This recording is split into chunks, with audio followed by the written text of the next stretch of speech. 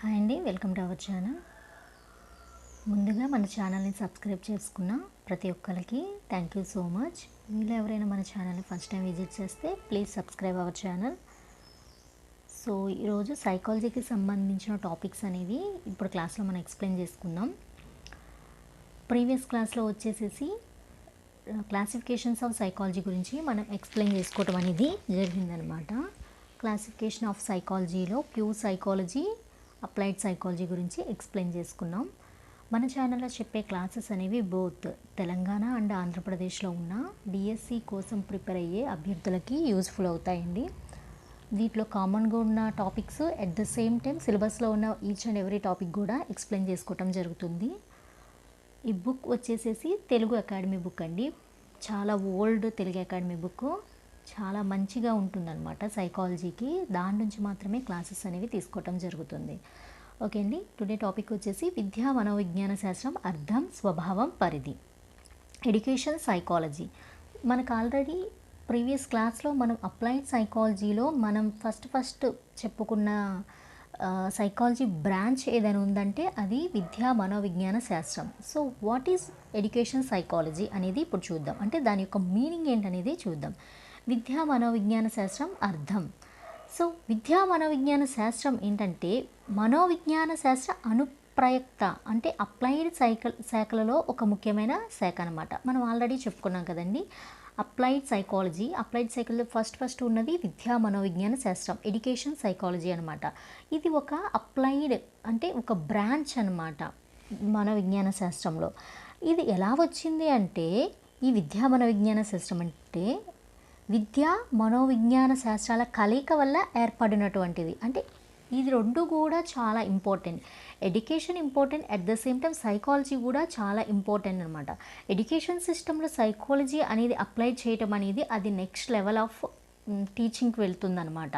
So ఈ రెండు కలయిక అనేది చాలా మంచి పరిణామానికి దారితీసిందనమాట. ఈ రెండు కలయిక వల్ల వచ్చినదే విద్యా మనోవిజ్ఞాన శాస్త్రం అనమాట.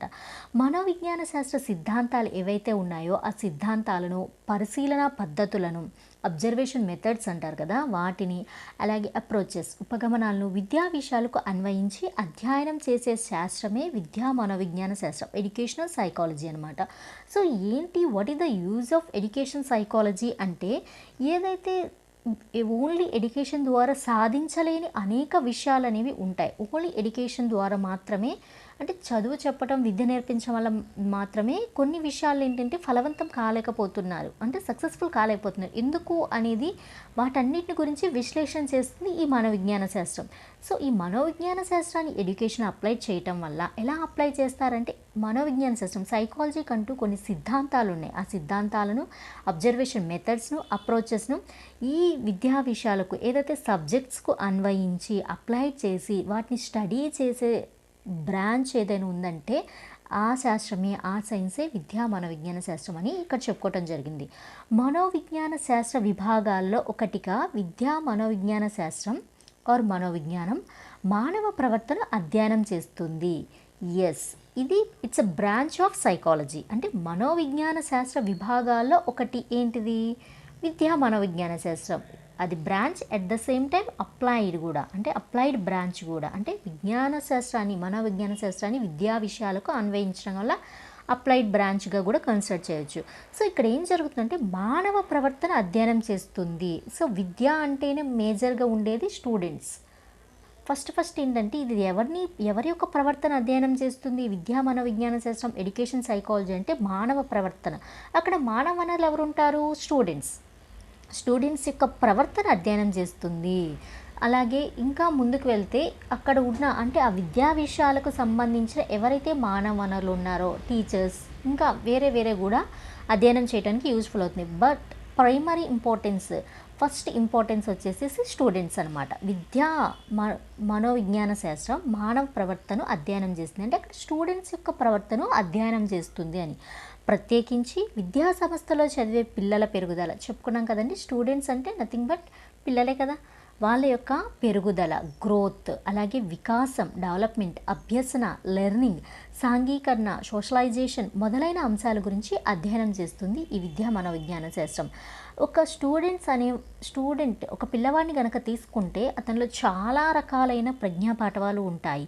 సో వాటన్నిటిని ఎలా అప్లై చేయాలి, వాటిని ఎలా బయటకు తీసుకురావాలి అనేది ఈ ఎడ్యుకేషన్ సైకాలజీ అనేది దాని యొక్క సిద్ధాంతాలను అలాగే అబ్జర్వేషన్ మెథడ్స్ను అప్లై చేసి స్టడీ చేయటం అనేది జరుగుతుంది.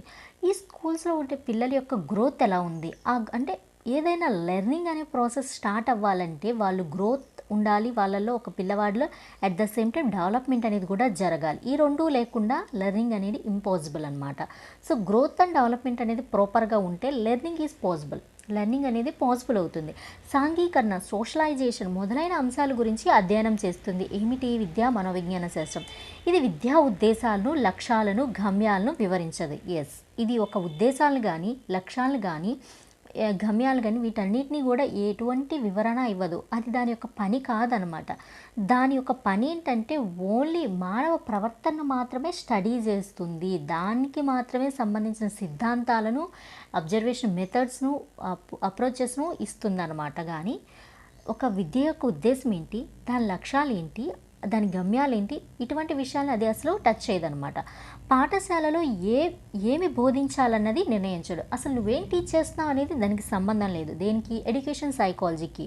నువ్వేమైనా బోధించు, దానికి సంబంధం లేదు. కానీ నువ్వు బోధించే విధానం ఎలా ఉంటుంది, ఎలా ఉండాలి, అసలు నువ్వు బోధించడానికి తీసుకున్న స్టూడెంట్స్ ఎవరైతే మానవ వనరులు అయినటువంటి స్టూడెంట్స్ ఉన్నారో వాళ్ళ యొక్క వికాసం ఏంటి, వాళ్ళ యొక్క అభ్యసన యొక్క లెవెల్ ఏంటి, వాళ్ళ యొక్క సాంఘిక పరిస్థితులు ఏంటి, వాళ్ళలో గ్రోత్ ఏంటి, ఇటువంటి విషయాలను అది చెప్తుందన్నమాట. అయితే విద్యా లక్ష్యాలను సాధించడానికి ఎటువంటి కృత్యాలను ఎంపిక చేసుకోవాలనేది వివరిస్తుంది. చెప్పుకున్నాం కదండి.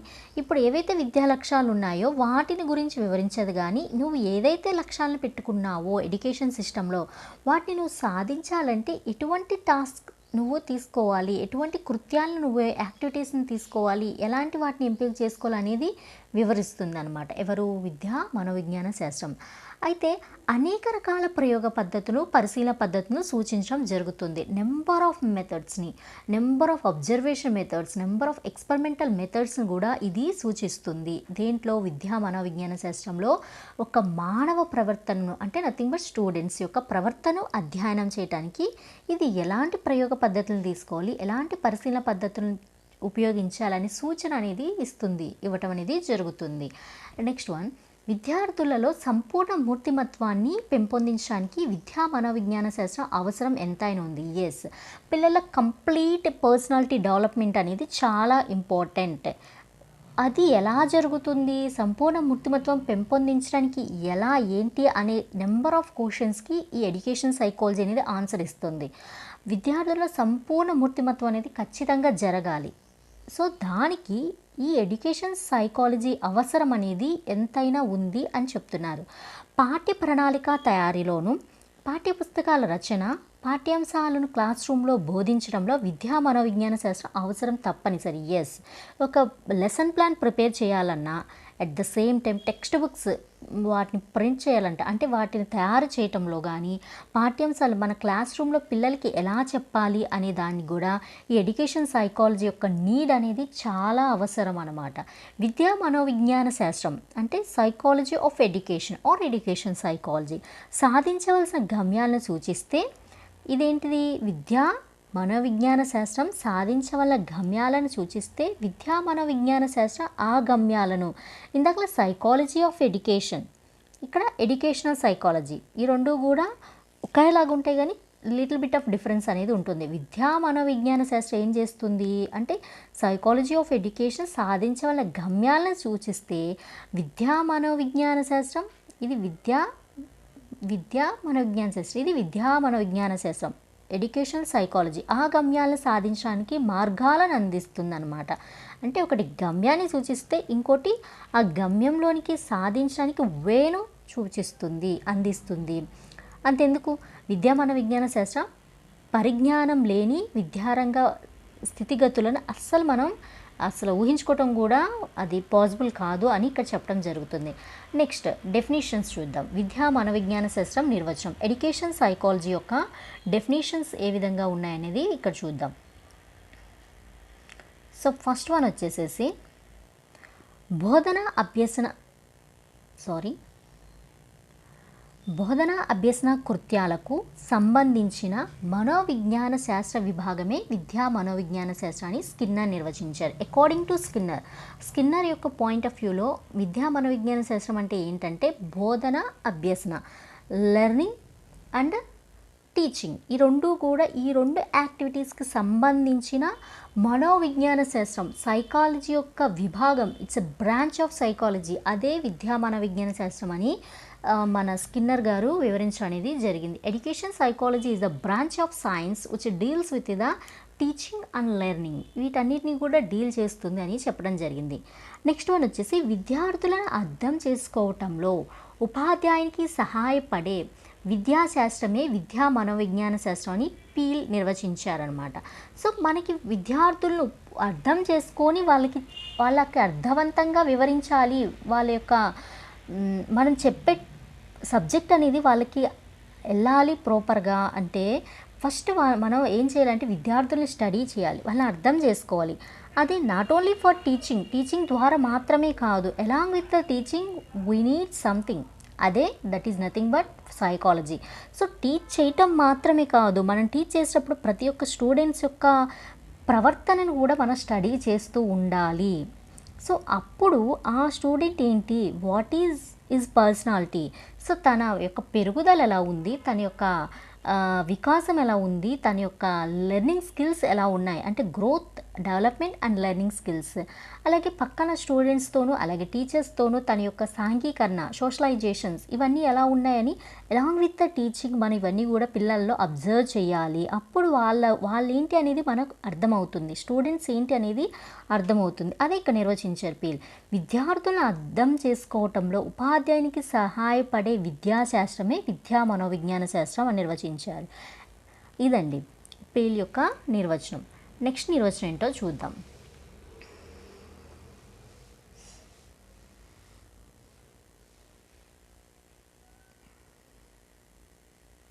నెక్స్ట్ మనోవిజ్ఞాన శాస్త్రం అంటే మనోవిజ్ఞాన శాస్త్ర సూత్రాలను, సిద్ధాంతాలను విద్యారంగంలో అన్వయించడమే విద్యా మనోవిజ్ఞాన శాస్త్రం అని చెప్పారనమాట కొలసిక్ అనే శాస్త్రవేత్త.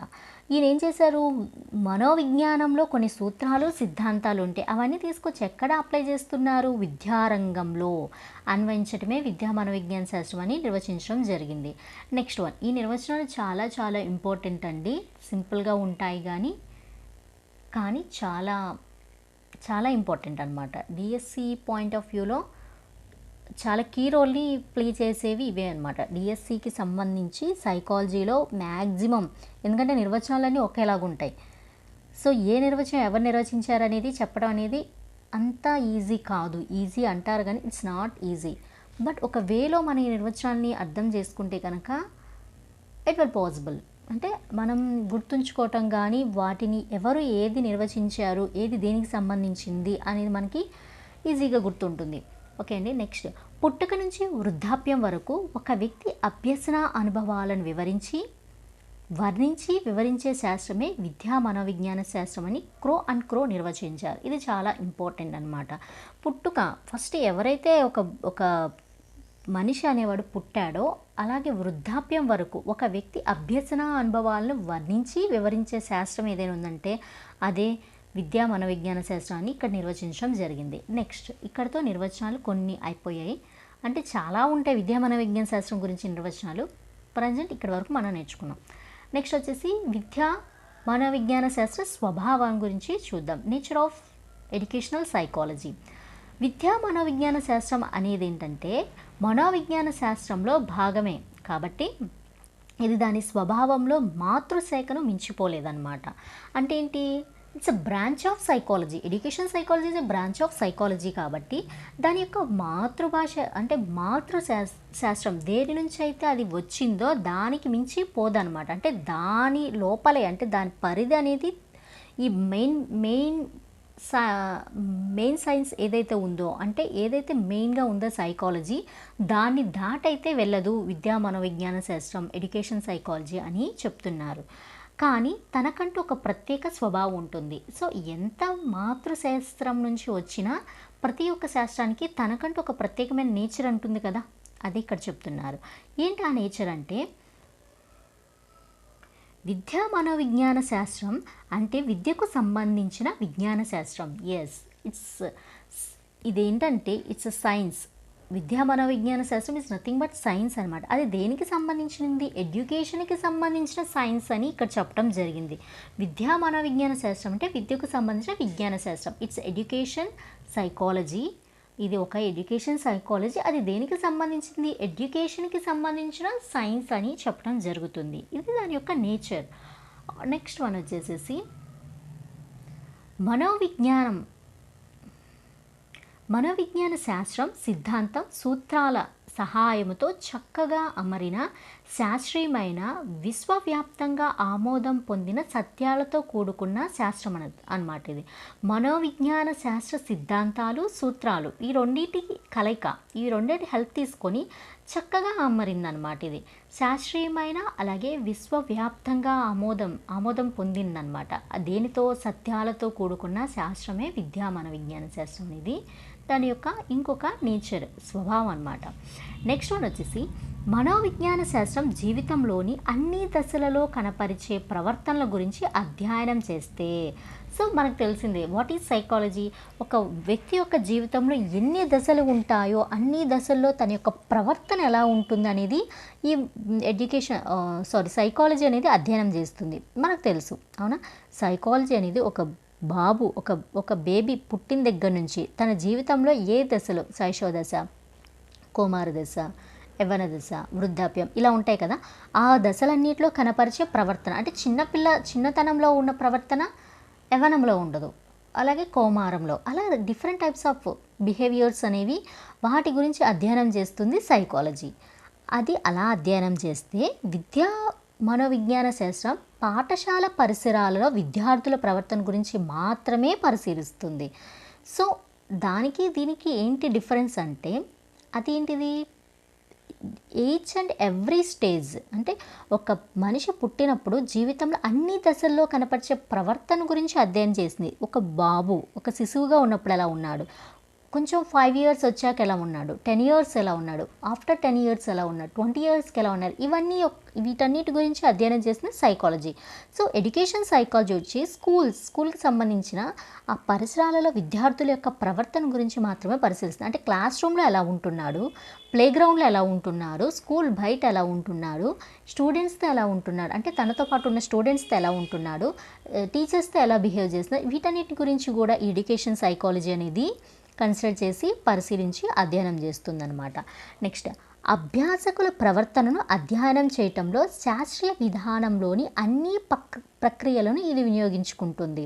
అంటే అభ్యాసకుల ప్రవర్తనను అంటే నథింగ్ బట్ స్టూడెంట్స్ యొక్క ప్రవర్తనను అధ్యయనం చేయటానికి, స్టడీ చేయటంలో సైంటిఫిక్ మెథడ్స్ని యూజ్ చేస్తుందన్నమాట. అన్ని ప్రక్రియలు, ఎన్నైతే ప్రక్రియలు ఉన్నాయో అన్నిటిని కూడా ఇది వినియోగించుకుంటుంది. అభ్యాసకులు అంటే ఇక్కడ స్టూడెంట్స్ అని గుర్తుపెట్టుకోవాలి. వాళ్ళ యొక్క ప్రవర్తనను అధ్యయనం చేయటంలో శాస్త్రీయ విధానాలు, సైంటిఫిక్ మెథడ్స్లో అన్ని ప్రక్రియలను కూడా ఇది ఏం చేస్తుంది? వినియోగించుకుంటుంది. అంటే అందరు పిల్లలు ఒకేలాగా ఉండరు. అందరు స్టూడెంట్స్ యొక్క మెంటాలిటీ కానీ, గ్రోత్ కానీ, డెవలప్మెంట్ కానీ, లెర్నింగ్ స్కిల్స్ కానీ ఇవన్నీ కూడా ఒకే రకంగా ఉండవు. కాబట్టి ఒక్కొక్కరి యొక్క ప్రవర్తన అధ్యయనం చేయాలంటే మనకున్న అన్ని ప్రక్రియలను కూడా వినియోగించుకోక తప్పదు. అదే ఇక్కడ ఎడ్యుకేషన్ సైకాలజీ చేస్తుందన్నమాట. నెక్స్ట్ వన్, మానవ ప్రవర్తన అధ్యయనం చేసే ఒక అనుకూల శాస్త్రం ఇది. Yes. So what is education psychology అంటే, సో సైకాలజీ అన్నా కూడా మానవ ప్రవర్తన అధ్యయనం చేసేదే. అలాగే ఎడ్యుకేషన్ సైకాలజీ అంటే పాఠశాలలో ఉన్న పిల్లలు ఎవరైతే అభ్యాసకులు అంటే స్టూడెంట్స్ ఎవరైతే ఉన్నారో వాళ్ళ యొక్క ప్రవర్తన అధ్యయనం చేసి ఒక అనుకూల శాస్త్రం ఇది. మనం బయాలజీ ఎక్స్ప్లెయిన్ చేస్తే ఆ బయాలజీ ద్వారా వాళ్ళ యొక్క ప్రవర్తన మనం అధ్యయనం చేయలేం. At the same time mathematics explain చేస్తే మ్యాథమెటిక్స్ ద్వారా వాళ్ళ యొక్క ప్రవర్తన మనం అధ్యయనం చేయలేం. సో అలాగే సోషల్, ఇంకా remaining subjects English, Telugu, Hindi ఇలాంటి అన్ని సబ్జెక్ట్స్ ఈ శాస్త్రాలన్నింటినీ వాళ్ళకి చెప్పడం ద్వారా వాళ్ళ యొక్క ప్రవర్తన అధ్యయనం చేయటం అయితే కుదరదు. దేని ద్వారా ఒక మానవ ప్రవర్తన అంటే ఒక స్టూడెంట్స్ యొక్క ప్రవర్తన అధ్యయనం చేయడానికి ఒక అనుకూల శాస్త్రం ఏదైనా ఉందంటే అది నథింగ్ బట్ ఎడ్యుకేషన్ సైకాలజీ, విద్యా మనోవిజ్ఞాన శాస్త్రం అన్నమాట. ఇది అన్ని శాస్త్రాల లాగానే వర్ణించటం, నియంత్రించటం, ప్రాగుక్తికం చేయటం లాంటివి చేస్తుంది. ఎస్, అన్ని శాస్త్రాలు ప్రతి ఒక్క శాస్త్రంలో జరిగేది ఏంటిది వర్ణించడం, ఎక్స్ప్లెనేషన్, అలాగే కంట్రోల్, ఏవైతే చరరాశులు ఉంటాయి కదా చరాలు వాటిని కంట్రోల్ చేయటం, ప్రెడిక్ట్ చేయటం, ఇవన్నీ కూడా ఇది కూడా చేస్తుంది. ఎడ్యుకేషన్ సైకాలజీ కూడా చేస్తుంది అని చెప్తున్నారు. నెక్స్ట్ వన్, నిత్య అన్వేషణలో ఉంటుంది. ఫస్ట్ దీని యొక్క నేచర్ ఏంటంటే ఎప్పుడు కూడా అన్వేషిస్తూ ఉంటుంది. రాబట్టిన సిద్ధాంతాలు ఖచ్చితమైనవి, స్థిరమైనవి అని నమ్మకుండా కొత్త పరిస్థితులకు, సవాళ్లకు అనుగుణంగా ఇవి మారుతూ ఉంటాయని నమ్ముతుంది. ఎస్, ఎప్పుడు కూడా science, education psychology is nothing but science or psychology is nothing but science. Psychology అనేది కూడా ఒక శాస్త్రం. సో సైన్స్ అంటేనేంటి, 24 గంటలు అంటే అది ఆ సైన్స్ అనేది ఎప్పుడూ కూడా ఏదైనా గతించిపోతుందేమో కానీ ఈ సైన్స్లో ఉండే అన్వేషణ అనే ఒక స్కిల్ అనేది కూడా ఉంటుంది కదా, అది నశించిపోదనమాట. అది నిత్యం కూడా సత్యాన్వేషణలో ఉంటుంది, సత్యాలను అన్వేషిస్తూ ఉంటుంది. ఏదైతే ఈ సత్యాల నుంచి తను రాబట్టిందో సిద్ధాంతాలను కానీ, సిద్ధాంతాలు ఖచ్చితమైనవి, స్థిరమైన నమ్మకుండా, అంటే మనకు తెలిసింది సైన్స్లో ఏవైనా సిద్ధాంతాలు, సూత్రాలు ఇవన్నీ ఉంటే అవి ఖచ్చితమైనవి కాదు, స్థిరమైనవి కాదు. ఆ క్షణం మాత్రమే అవి ఖచ్చితమైనవి, ఆ క్షణం మాత్రమే అవి సత్యాలు, ఆ క్షణం మాత్రమే అవి స్థిరమైనవి అని మనకి తెలుసు. అవి నమ్మకుండా కొత్త పరిస్థితులకు, సవాళ్ళకు అనుగుణంగా. సో ఈరోజు సత్యం అనుకున్నది రేపు అది సత్యం కాదు, మనకు తెలిసిందే. యాజ్ ఎ సైన్స్, మనం సైన్స్ని స్టడీ చేసే, అది మ్యాథమెటిక్స్ అయినా ఇంకోటైనా కూడా వీ నో దట్, మనకు తెలుసు. అది ఈరోజు ఒక ఫార్ములా చెప్తారు, నెక్స్ట్కి అది మారిపోతుంది. ఎందుకని, కొత్త పరిస్థితులకు, సవాళ్ళకు అది అనుగుణంగా తనను తాను మార్చుకుంటుంది. కాబట్టి అది ఎప్పుడూ కూడా సత్యాన్వేషణలోనే ఉంటుంది, సవాళ్ళకు అనుగుణంగా మారుతూ ఉంటాయని కూడా నమ్ముతుంది. ఇది ఏ సైన్స్ అయినా కూడా, అది ఎడ్యుకేషన్ సైకాలజీ అయినా ఆర్ మ్యాథమెటిక్స్ అయినా are physics, chemistry, biology, whatever ఏదైనా కూడా సైన్స్కి ఉండే మేజర్ క్వాలిటీ ఆర్ క్యారెక్టర్ ఏవైతే ఉందో అదనమాట. ఎప్పుడూ కూడా రాబట్టిన సిద్ధాంతాలు కానీ, సూత్రాలు కానీ ఖచ్చితమైనవి అని నమ్మదనమాట. కొత్త పరిస్థితులకి, సవాళ్ళకి ఎప్పుడూ అనుగుణంగా ఉంటుంది, సత్యాన్వేషణలో ఉంటుందన్నమాట. నెక్స్ట్ వన్, దీని ప్రక్రియ, ఉత్పన్నాలు, విషయనిష్టత, అంటే విషయనిష్టత అనేది చాలా ఇంపార్టెంట్ దీంట్లో. సప్రమాణత, విశ్వసనీయత శాస్త్రీయంగా ఉంటాయి అన్నమాట. ఇవన్నీ కూడా శాస్త్రీయంగానే ఉంటాయి కానీ తనకి ఇష్టం వచ్చినట్టుగా ఉంచుకోదన్నమాట. అయితే మారుతున్న కాలమాన పరిస్థితులను బట్టి కూడా ఇవి మారుతుంది. సైన్స్ అంటేనే నిరంతరం అన్వేషిస్తూ ఉంటుంది, తనను తను కొత్త పరిస్థితులకు మార్చుకుంటూ ఉంటుంది, కాలాన్ని బట్టి అది మారుతూ ఉంటుంది. ఇది నోటి మాటలు నమ్మకుండా విషయాలను స్వయంగా పరిశీలించి, విశ్లేషించి నిర్ణయాలను రాబడుతుంది. మనం ఏదైతే చెప్పామో అది నమ్మది. ఇది చెప్పిన దాన్ని ఏం చేస్తుంది, విషయాలను స్వయంగా పరిశీలిస్తుంది, అలాగే విశ్లేషిస్తుంది, నిర్ణయాలను కూడా రాబట్టడం అనేది దీని యొక్క స్వభావంగా కూడా మనం చూడటం జరుగుతుందన్నమాట. నెక్స్ట్ వన్, ఇవన్నీ స్వభావం అండి, విజ్ఞాన శాస్త్రం, ఎడ్యుకేషన్ సైకాలజీ యొక్క స్వభావం. నెక్స్ట్ వన్, గతంలోని అంశాల జోలికి పోకుండా ప్రస్తుతంలో జరుగుతున్న విషయాలపైనే దృష్టిని కేంద్రీకరిస్తుంది. అవును, సైన్స్ యొక్క మెయిన్ క్వాలిటీ ఏంటంటే గతంలో అంశాల జోలికి పోదు. ఎడ్యుకేషన్ సైకాలజీ అనేది గతంలోని అంశాల జోలికి పోకుండా ప్రస్తుతం జరుగుతున్న విషయాలపైన ఎప్పుడు కూడా కేంద్రీకరిస్తుంది. సో ఫర్ ఎగ్జాంపుల్, ఒక క్లాస్లో ఒక స్టూడెంట్ ఉన్నాడు. ఆ స్టూడెంట్ ఏంటంటే ప్రీవియస్ క్లాస్లో ఉన్న అంశాల జోలికి పోదు, ఆ క్లాస్లో తన స్టూడెంట్ ఎలా ఉన్నాడు అనే దాన్నే ఇది స్టడీ చేస్తుంది అని చెప్పడం జరుగుతుంది. విద్యారంగాల్లో ప్రవర్తనను వివరిస్తుంది, విశ్లేషిస్తుంది. విద్యారంగాల్లో నెంబర్ ఆఫ్ క్యారెక్టర్స్ ఉంటాయి, పిల్లల యొక్క బిహేవియర్, వాటిని వివరిస్తుంది. అట్ ద సేమ్ టైం ఎందుకు ఏంటి అనేది కూడా విశ్లేషిస్తుంది, అనాలిసిస్ చేస్తుంది అనమాట. సో ఇక్కడతో విద్యా మనోవిజ్ఞాన శాస్త్రం, ఎడ్యుకేషన్ సైకాలజీ యొక్క నేచర్ గురించి ఎక్స్ప్లెయిన్ చేసుకోవడం జరిగింది. నెక్స్ట్ క్లాస్లో విద్యా మనోవిజ్ఞాన శాస్త్రం యొక్క పరిధిని ఎక్స్ప్లెయిన్ చేసుకుందాం. Thank you.